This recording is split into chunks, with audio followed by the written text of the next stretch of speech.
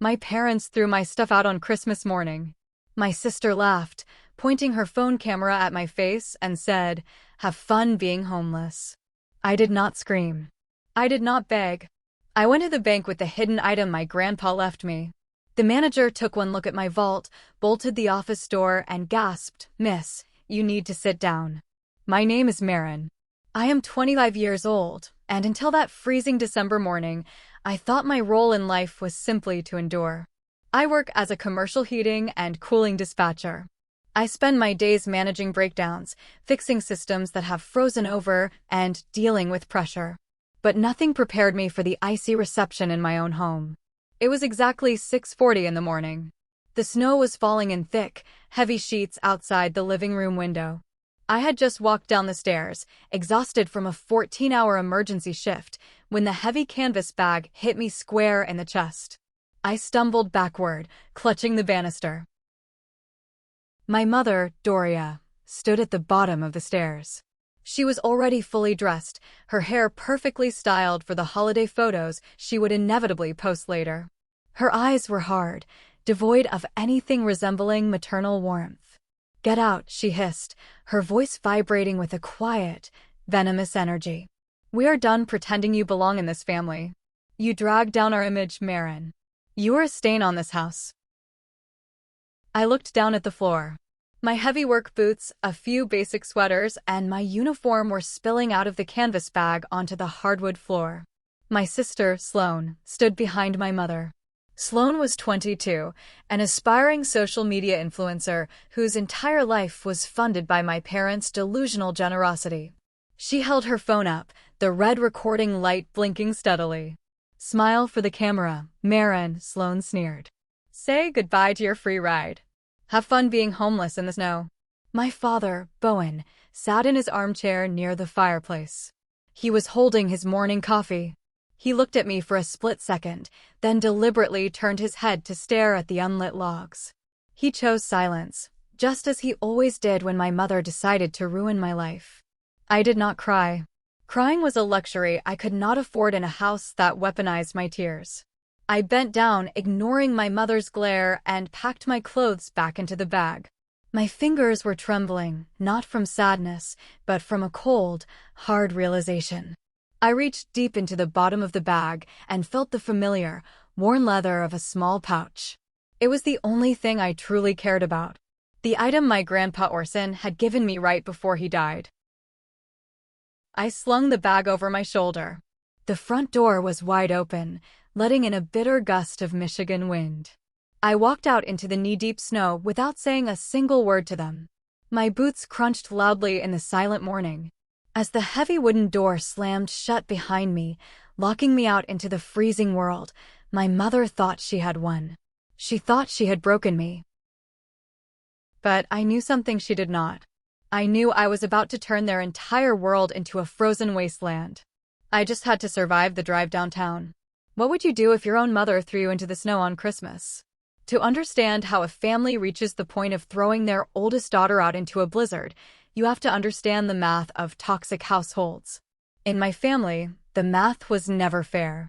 It was a twisted equation where my sister received everything, and I was expected to pay the ultimate price just for existing. My sanctuary had always been my grandpa Orson. He was a retired union electrician, a man with calloused hands and a voice like gravel grinding together.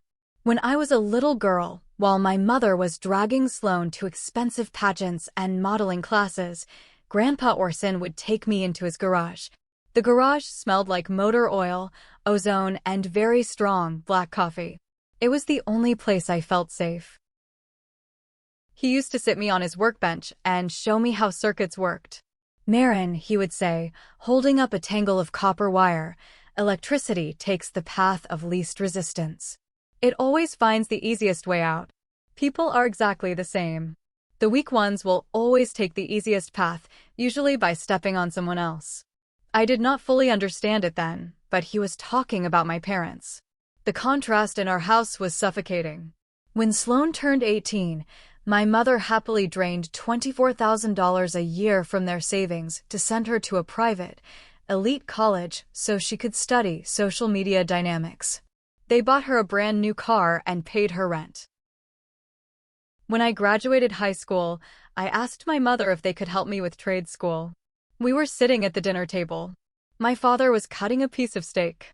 My mother set her fork down gently, dabbed her mouth with a napkin, and looked at me with an expression of sheer pity.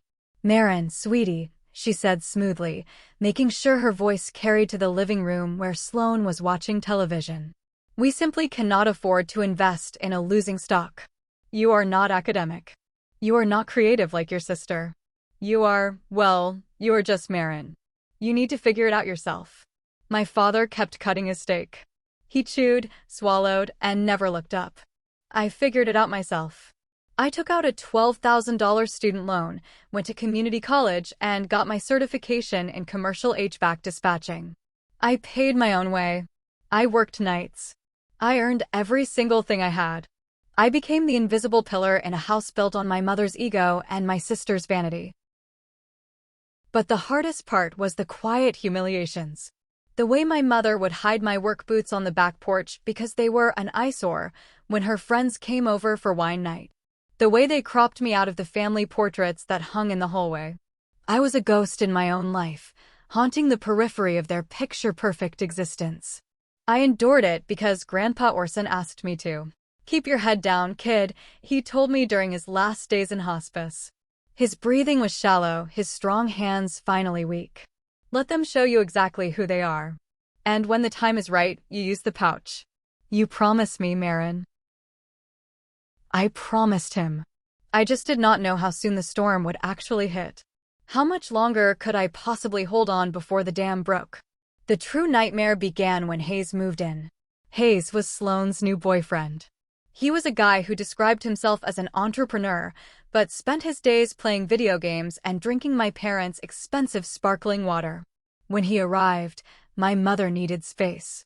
So, she simply gave Hayes my Grandpa Orson's old bedroom. The room I used to sit in when I needed to remember the smell of ozone and old coffee. Hayes tore down the vintage wallpaper, threw out Grandpa's old reading chair, and turned it into his personal gaming studio. That hurt. But what came next was a masterclass in emotional extortion. It was a Tuesday evening in late October. My mother called me into the kitchen. She had a calculator and a neatly written notepad sitting on the marble island. She was wearing her favorite cashmere sweater, looking every bit the concerned matriarch.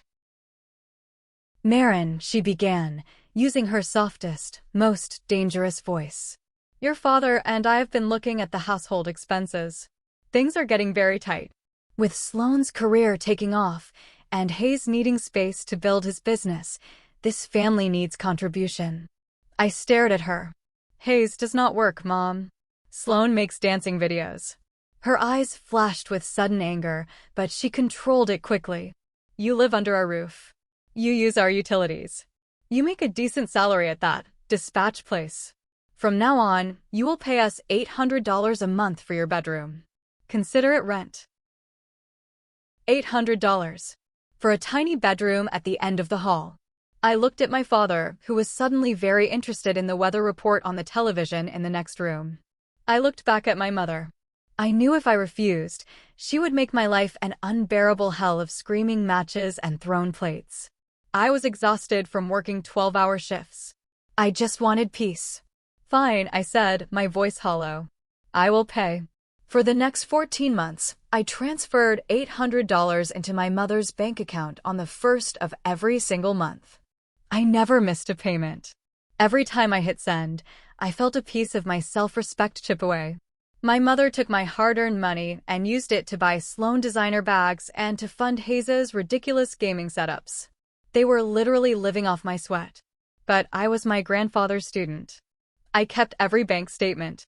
I printed every transfer receipt. I filed them neatly in a folder under my bed. I did not know why I was doing it at the time. It was just instinct.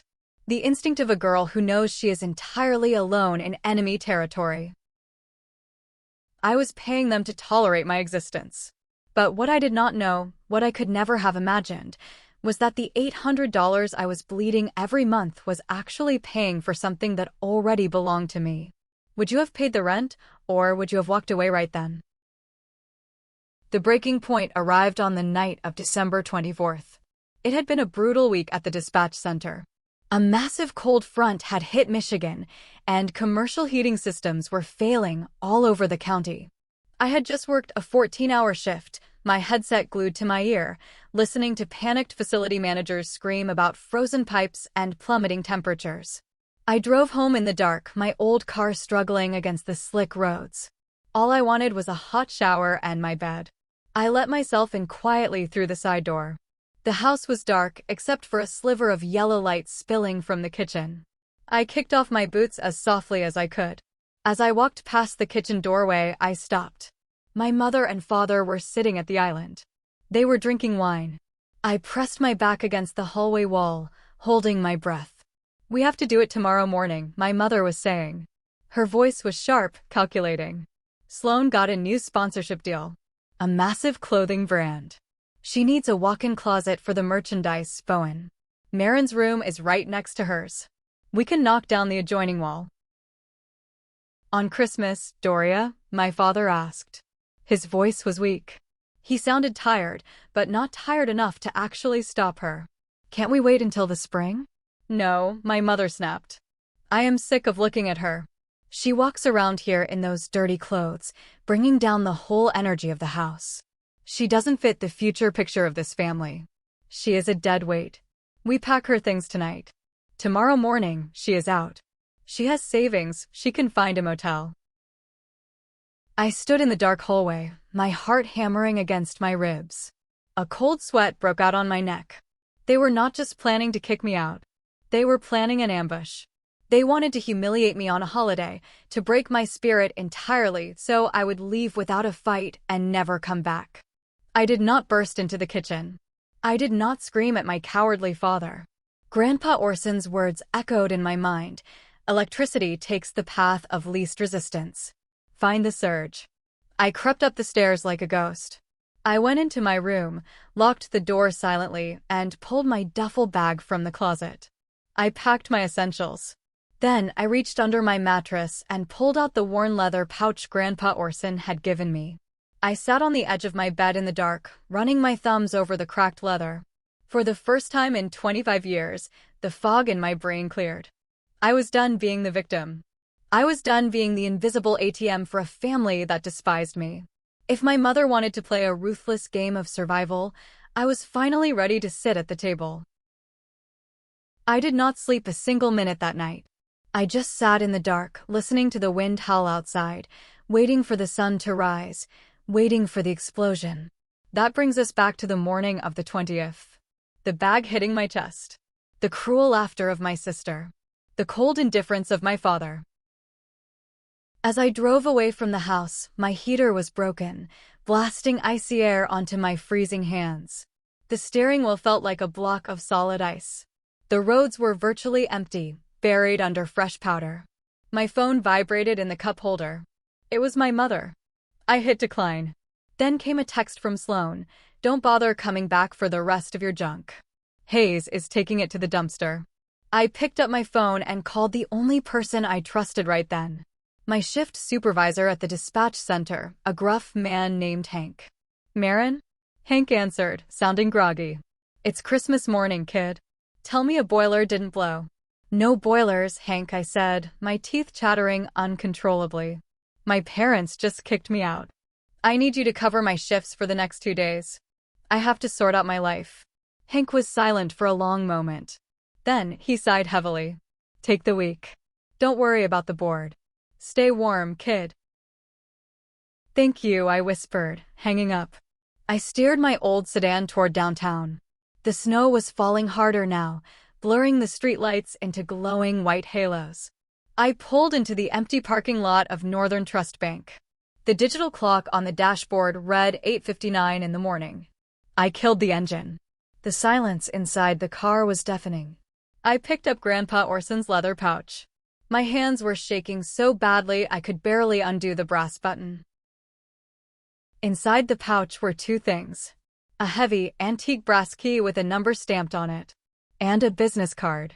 The card belonged to Silas, the senior branch manager at Northern Trust. On the back of the card, in Grandpa Orson's shaky handwriting, were the words, "When they finally show their teeth, go to Silas. Tell him the storm has arrived." I looked at the heavy glass doors of the bank. A security guard was just turning the lock from the inside, flipping the open sign. I grabbed the pouch, zipped my thin jacket up to my chin, and stepped out into the freezing wind. I did not know what was waiting for me behind those doors.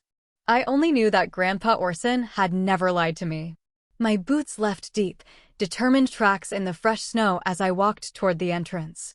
The bank lobby was warm and smelled faintly of pine needles and floor wax.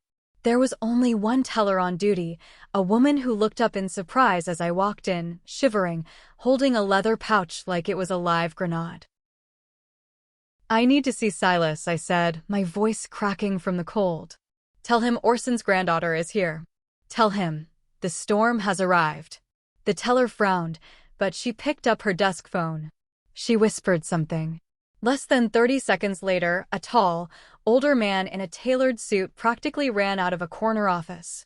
He had silver hair and kind, perceptive eyes. He stopped dead in his tracks when he saw me. He looked at my bruised face, my cheap boots, and the leather pouch in my hands. "Marin," Silas breathed. He stepped forward and gently put a warm hand on my frozen shoulder. "Come with me. Now." He led me into his office. The moment we were inside, he did not just close the heavy mahogany door, he slid the deadbolt locked. The metallic click echoed in the quiet room. "Sit down," Silas instructed softly, pointing to a plush leather chair. He walked around his desk, unlocked a heavy bottom drawer, and pulled out a thick, navy blue folder. He set it on the desk between us. "Your grandfather was my best friend for 40 years, Silas began, his voice steady but laced with deep emotion. "He knew exactly what your mother was. He knew what she would eventually do to you. He just prayed he was wrong. He told me to wait for you." Silas opened the folder. The first document had a gold seal at the top. "Marin," Silas said, looking me dead in the eye. 9 years ago, your grandfather established an irrevocable living trust. He transferred the title of the house you were just kicked out of, into that trust. And he named you as the sole, absolute beneficiary." The room seemed to tilt sideways. "What?" I whispered, my brain failing to process the words. "The house belongs to you," Silas repeated, tapping the document. "It has belonged to you since the day he died. It is fully paid off. Market value is roughly $350,000. Your parents are not the owners. They are merely guests living under your roof." I felt the air rush out of my lungs. I gripped the armrests of the chair to keep from falling. Silas turned the page. "There is more. He left a payable on death account strictly in your name. $92,000 in cash." Silas's expression hardened into pure disgust. "Your mother came into this bank 2 weeks after Orson died. She tried to access his accounts. She screamed at my staff when we told her she was not the beneficiary. She tried to claim you were mentally unfit. My mother knew. She knew there was money, she just didn't know I owned the house. And she had the nerve to charge me $800 a month for a room in a house that I owned." The sheer, terrifying audacity of her greed hit me like a physical blow. "Silas," I choked out, tears finally breaking free. "She threw me in the snow. She charged me rent." Silas pushed a box of tissues across the desk. Then he slid a business card toward me. It was for a law firm. "Dry your eyes, Marin," Silas said fiercely. "Your grandfather didn't leave you this so you could cry. He left you an arsenal. Now it's time to go to war. Before we get to the legal destruction of my terrible family, please hit the like button, subscribe to the channel, and leave a comment below with the name of the city you are watching from. Every comment helps this video reach more people who need to hear this story. Thank you so much." I left the bank feeling like I had swallowed lightning. The cold did not bother me anymore. I drove straight to the address on the card Silas had given me. The law office of Blythe and Associates was stark, modern, and intimidating. Blythe was a woman in her late 40s with sharp features, glasses resting on the bridge of her nose, and an aura that screamed absolute competence. She did not offer me coffee or fake sympathy. She looked at the documents Silas had sent over, then looked at me. Your grandfather was a very smart man, Blythe said, her pen flying across a legal pad. The trust is bulletproof. The deed is recorded in your name. Legally speaking, your parents have absolutely no rights to that property. I pulled out my phone and opened my banking app. I showed her the transaction history. My mother forced me to pay her $800 a month in rent. For 14 months. I have all the receipts. Blythe stopped writing. She pushed her glasses up her nose and stared at the screen. A slow, terrifying smile spread across her face. Oh, Marin, Blythe whispered, her voice practically purring with legal delight. That is not rent. You cannot pay rent to live in your own house. What your mother committed is fraud and extortion. She collected money under false pretenses. These receipts are the nails in her coffin. What do we do? I asked, leaning forward. We do not negotiate, Blythe stated flatly. We do not call them. We do not warn them. We let the legal machine do what it was built to do. I am drafting a 30-day notice to quit. Under Michigan law, because they do not have a lease and they are living in your property, they are classified as tenants at will. Tenants at will. The phrase felt so incredibly sweet on my tongue.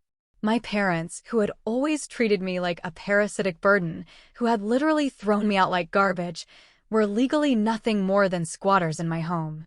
Once they are served, Blythe explained, they have 30 days to vacate the premises.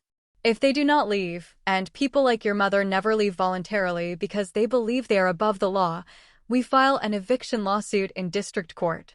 They will be removed by armed deputies. They will fight it, I said, knowing my mother's terrifying stubbornness. Let them, Blythe replied, her eyes gleaming. The law does not care about their feelings. The law only cares about the paper. And we hold all the paper. She printed out a stark, black and white document. The eviction notice. It looked so simple, so mundane, to carry such devastating power. I signed my name at the bottom. My signature was firm. As I walked out of Blythe's office, my phone started ringing again. It was Sloane. I imagined her sitting in my house, plotting where to put her new clothes. I blocked her number. I blocked my mother's number. I blocked my father's number. The silence that followed was the most beautiful sound I had ever heard. Have you ever cut someone off completely? Blythe hired a private process server named Fallon to deliver the papers. Fallon was a tough, no-nonsense woman who wore a body camera strapped to her chest. She had served papers to dangerous criminals, so a suburban housewife was not going to intimidate her. Blythe sent me the body camera footage a few days later. I sat in my cheap motel room, drinking terrible coffee, and watched the absolute destruction of my mother's reality. The footage showed Fallon walking up the snowy driveway of my house. My house. It still felt surreal to think it. Fallon rang the doorbell. My mother opened the door. She was dressed impeccably. Behind her, in the living room, I could see 3 of her neighborhood friends sitting on the couches, holding teacups. My mother was hosting a holiday tea party, undoubtedly bragging about Sloane's new sponsorships and spinning a tragic tale about how her ungrateful oldest daughter had run away. Doria? Fallon asked, her voice flat and professional. Yes, my mother replied, offering her perfectly rehearsed, polite smile. Can I help you? I have legal documents for you, Fallon said, handing over the thick manila envelope. You have been served. My mother's smile faltered. She looked at the envelope like it was covered in poison. What is this? I am not expecting any deliveries. She opened the flap and pulled out the 30-day notice to quit. The camera captured the exact second her brain processed the words at the top of the page. Notice of eviction. Property owner, Marin. My mother's face went completely white. The blood drained from her cheeks. She looked up at Fallon, her polite mask shattering into a look of pure, unadulterated panic. This is a mistake, my mother stammered, her voice rising in pitch. The women in the living room stopped talking and turned to look. My daughter does not own this house. This is my house. The deed says otherwise, ma'am, Fallon replied smoothly. You have 30 days to vacate the property. The clock starts today. Have a good afternoon. Fallon turned and walked away. On the video, my mother lost her mind. She ripped the eviction notice in half, screaming after Fallon, "You are a liar. Marin is a pathetic liar." Fallon did not even turn around. She just kept walking to her car. I paused the video. I looked at my mother's face, distorted with rage and fear, standing in the doorway of the house she had stolen from me. For the first time in my life, I did not feel afraid of her. I felt powerful. But I knew the real war was just beginning in the courtroom. The 30 days passed in a blur of harassment. Since they could not reach me directly, my parents weaponized our extended family. The flying monkeys descended. My aunts, uncles, and cousins flooded my email and social media with messages. They called me a monster. They accused me of forging documents. They demanded I drop the eviction and apologize to my mother for causing her such emotional distress. I did not reply to a single one. I forwarded every threatening email straight to Blythe. On day 31, they were still in the house. Blythe immediately filed the summary proceedings complaint. The court hearing was scheduled for a bleak Tuesday morning in late January. The courtroom smelled of lemon polish and old wood. I sat at the plaintiff's table with Blythe. I wore a sharp black suit. I felt like I was wearing armor. My parents walked in. They did not hire a lawyer. My mother honestly believed that her ability to manipulate people would work on a district court judge.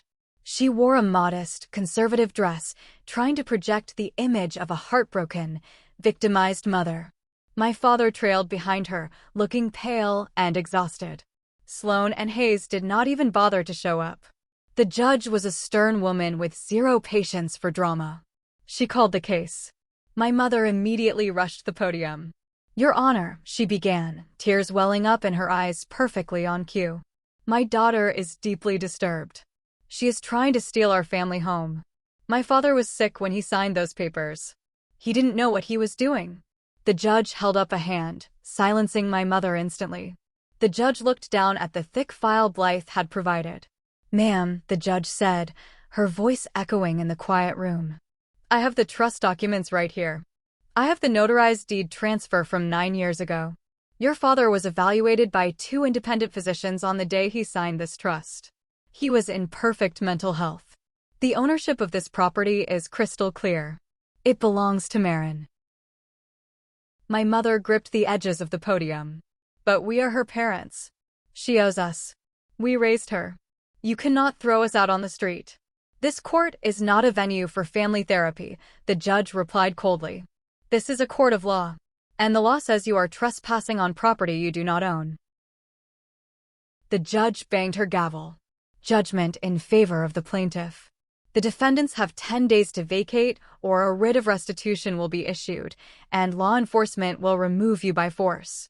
My mother let out a sound that was half gasp, half sob. My father buried his face in his hands. I walked out of the courtroom with my head held high. That night, Blythe sent me a text message.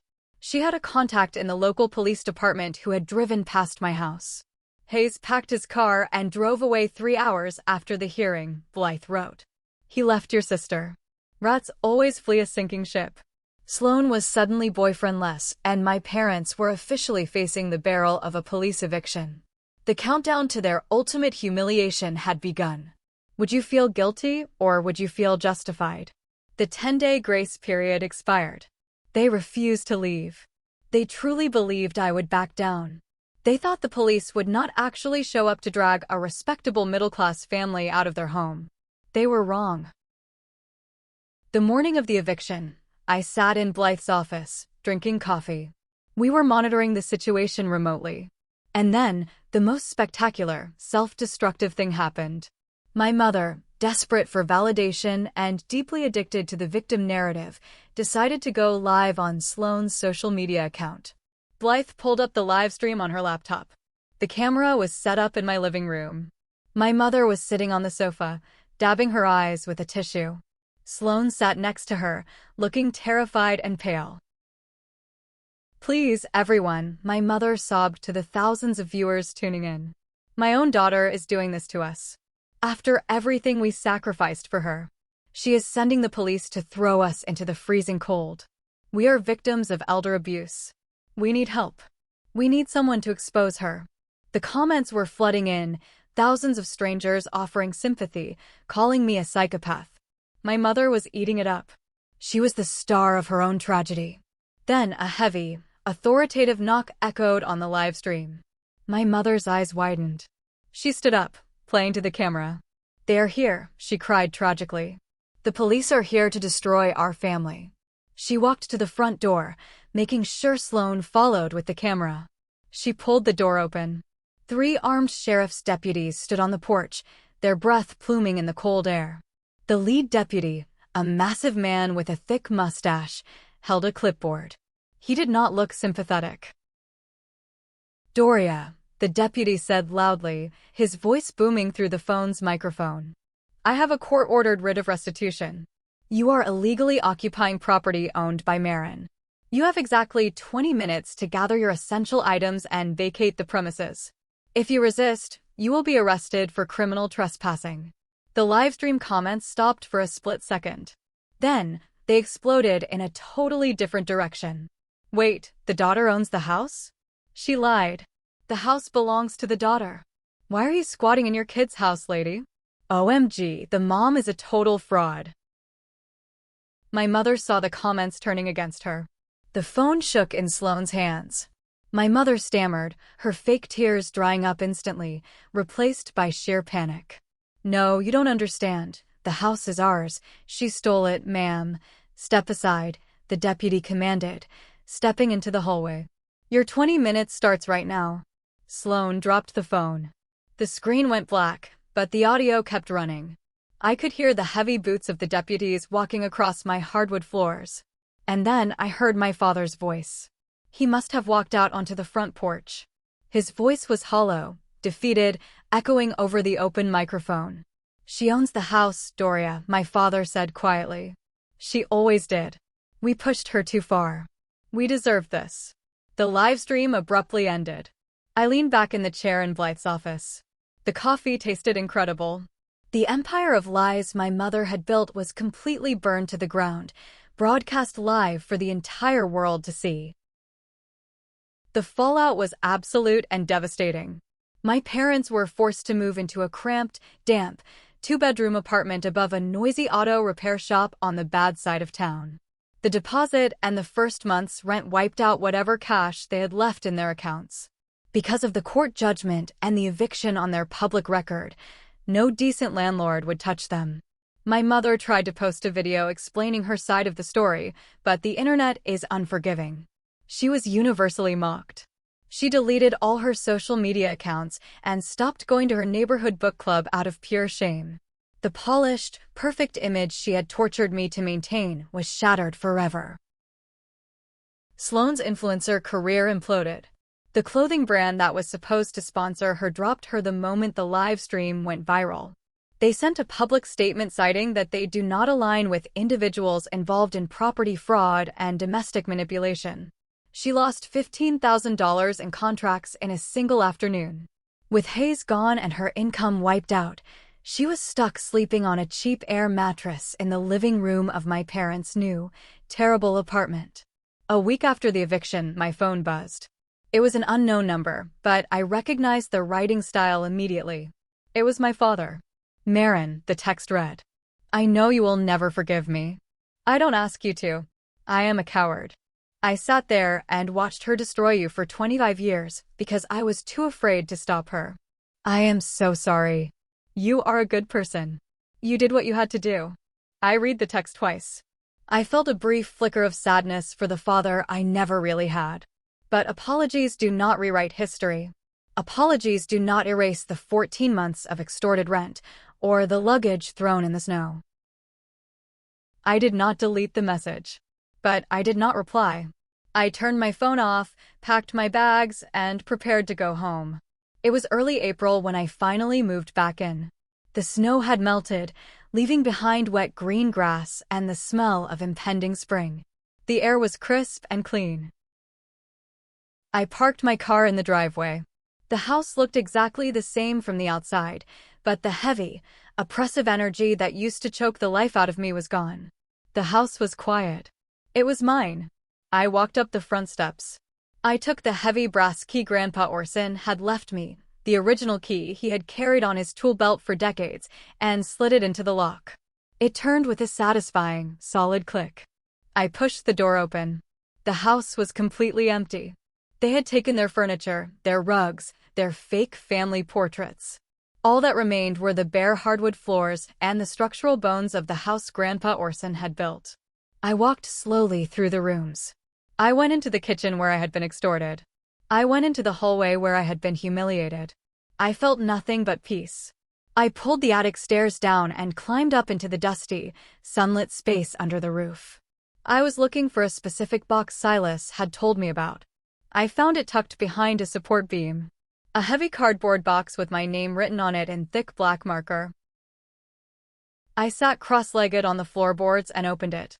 Inside were Grandpa Orson's original electrical blueprints for the house. I unrolled the thick blue paper. There were notes scribbled in the margins in his familiar handwriting. My eyes caught a note near the diagram for the master bedroom. Always leave a secondary switch for Marin, the note read. She will need to light up her own life when the time comes.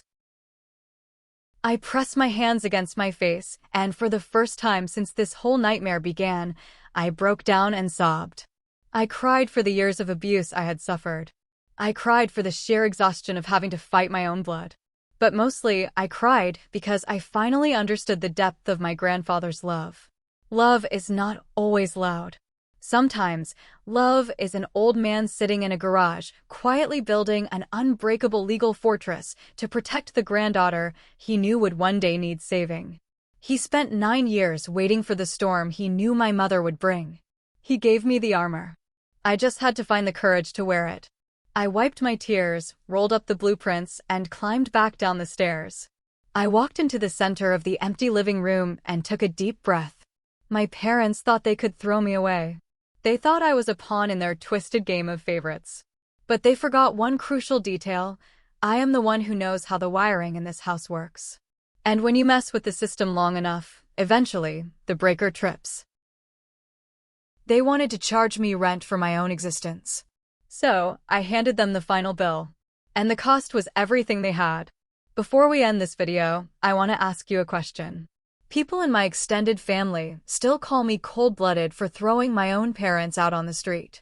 But if you were in my shoes, holding the receipts for 25 years of emotional abuse and financial extortion, would you have shown them mercy, or would you have locked the door? Let me know your thoughts in the comments below. If you enjoyed this story of absolute karma, please hit the like button, and do not forget to subscribe to the channel for more incredible stories. Thank you so much for watching and stay strong.